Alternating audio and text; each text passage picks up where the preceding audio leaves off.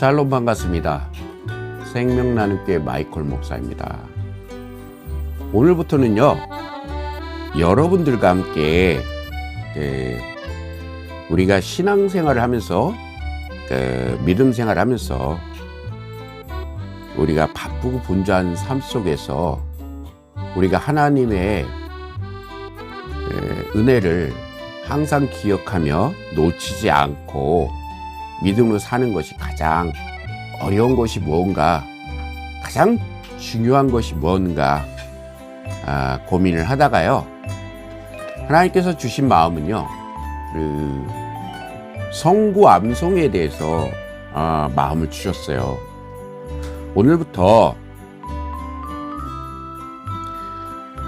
요거 여러분들도 아마 시중에 가서 기독교 백화점 가면 쉽게 구하실 수 있을 거예요.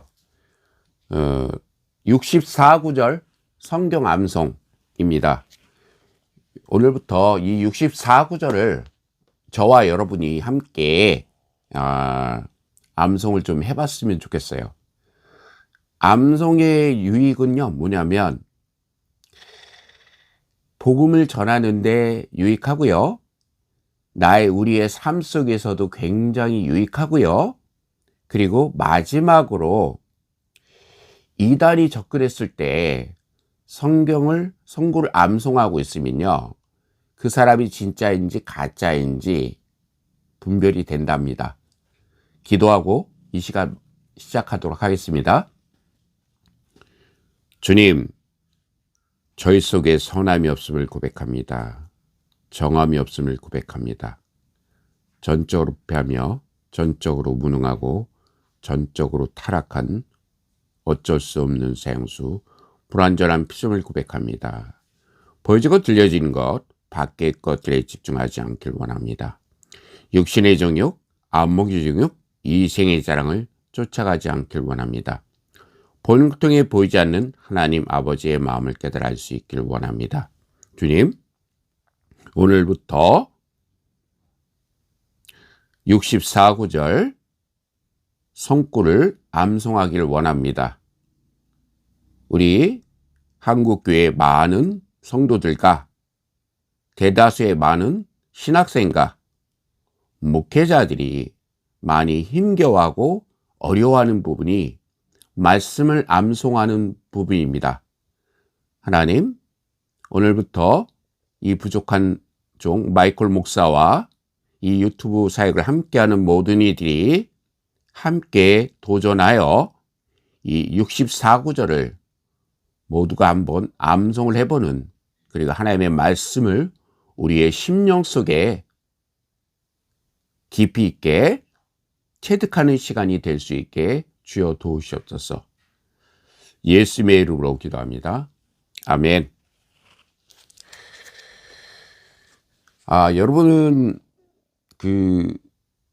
교회를 다니면서 가장 힘들고 가장 어렵다고 생각하는 것이 뭐라고 생각하십니까? 제가 볼 때는요, 그것은 말씀을 암송하는 거라고 생각합니다. 암송하는 것이 그렇게 쉬운 것이 아니에요. 근데 그 말씀을 마음속에 새기며 그것을 머리로 아는 것이 아니라 마음으로, 가슴으로 깨닫고 그것을 삶으로 살아내는 것이 우리의 신앙인들이 해야 된다고 생각합니다. 오늘 저와 여러분이 함께 할 것은요, 요한일서 5장 11, 12에 내비게이터에서 얘기하는 구원의 확신에 대해서, 구원의 확신, 요한일서 5장 11, 12 한번 같이 제가 잠깐 읽어드리고요, 한번 그 내비게이터에서 보면은 구원의 확신, 기도응답의 확신, 승리의 확신, 사제의 확신, 인도의 확신, 이 5가지 확신이 있습니다.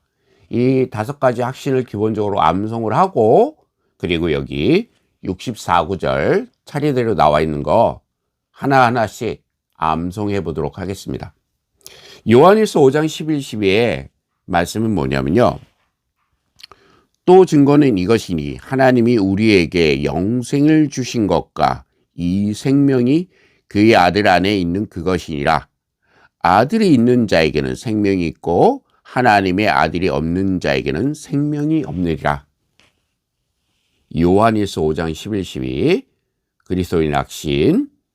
예. 자, 보세요. 또 증거는 암송을 쉽게 하는 방법도 이게 같이 포함되어 있으니까 잘 들으십시오. 또 증거는 이것이니 여기서 끊고요. 하나님이 우리에게 영생을 주신 것과 여기서 끊고요. 한번 끊어주고요. 그리고 이 생명이 그 아들 안에 있는 그것이니라. 이렇게 하시면 쉬우실 거예요. 한꺼번에 외우시려면 되게 어려우니까요. 또 증거는 이것이니 여기서 한번 끊어주시고요. 하나님이 우리에게 영생을 주신 것과 여기서 한번 끊고요. 이 생명이 그의 아들 안에 있는 그것이니라. 예, 요한일서 5장 11절입니다. 12절은요. 아들이 있는 자에게는 생명이 있고, 자, 하나님의 아들이 없는 자에게는 생명이 없느니라. 요거는 두 개로 외우시면 돼요. 아들이 있는 자에게는 생명이 있고 하나님의 아들이 없는 자에게는 생명이 없느니라. 자, 또 증거는 이것이니 하나님은 누구십니까? 우리의 아버지 되시고요. 우리를 말씀으로 창조하신 분이십니다. 이분을요, 신학적으로 성부 하나님이라고 그러고요. 원어로 바로 데오스라고 얘기합니다. 우리에게 영생을 주신 것과, 영생이 무슨 뜻입니까? 영생은요, 영원히 산다는 의미입니다. 영원한 생명을 얻었다는 얘기입니다. 예수님이 이 땅에 오신 것은요, 우리의 주인 되기 위해서 이 땅에 오신 것도 있지만요, 가장 중요한 건 우리에게 영생을 주시기 위해서 이 땅에 오셨다는 것입니다. 요한복음 3장 16절에 보면 하나님이 세상을 이처럼 사랑하사 독생자를 주셨으니 이는 저를 믿는 자마다 누구든지 멸망치 않고 영생을 얻게 하려 하심이라 말씀이 있습니다. 예, 그래서 영생을 주시기에 예수님께서 이 땅에 오셨고요. 이 생명이 그 아들 안에 있는 그것이니라. 이 생명은요, 아무나 얻을 수 있는 생명이 아닙니다. 창세기에 보면요, 코에 생기를 부어서 생명이 된지라 이야기가 나옵니다. 하나님의 속성대로 우리가 창조되었다는, 그래서 우리가 영원히 살 수 있으며, 요한복음 1장에 빛, 진리, 생명, 영광, 영생으로 오신 예수님의 그 생명이 우리와 함께 한다는 의미입니다.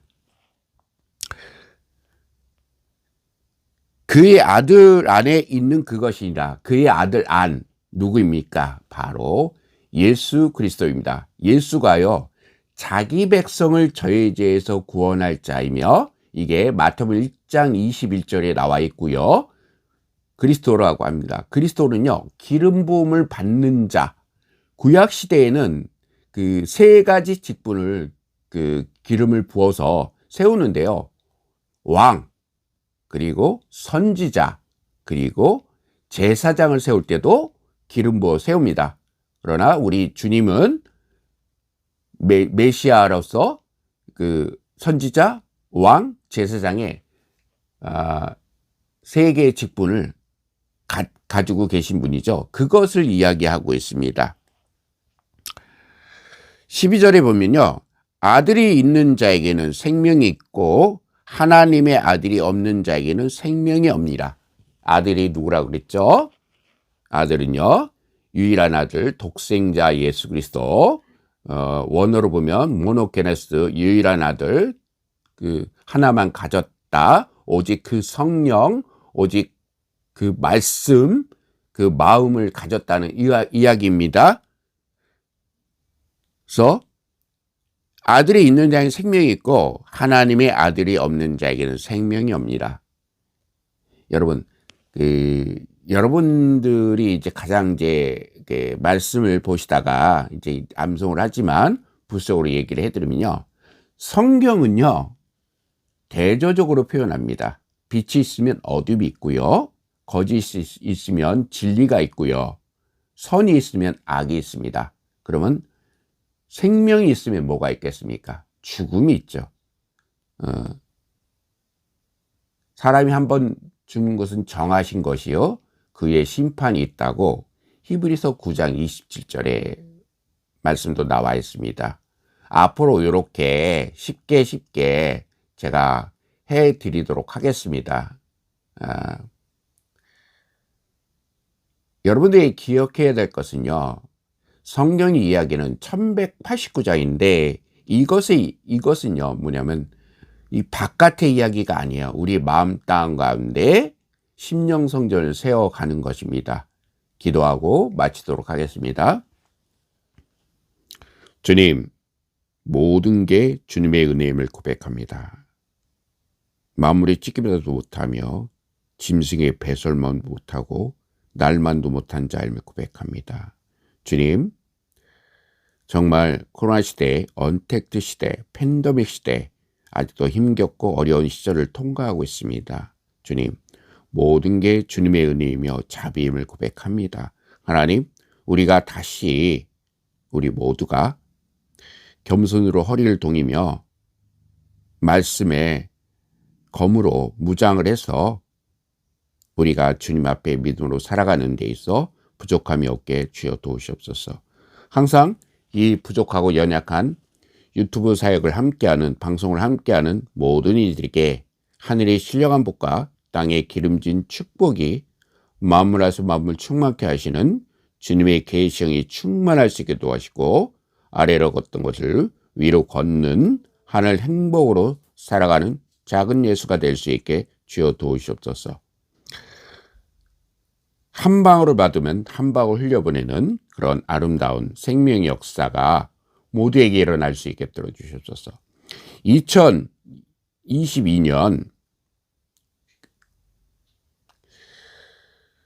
이민년 한 해도 이제 얼마 남지 않았습니다. 하나님, 이 얼마 남지 않은 한 해에 우리가 연말을 맞이하여 들뜨기보다 정말 우리 주위에 소외되고 어려운 이웃 그리고 힘든 우리 이웃들을 돌보며 살아가는 우리의 진정한 크리스찬들이 될 수 있게 주여 도우시옵소서. 예수님의 이름으로 기도합니다. 아멘.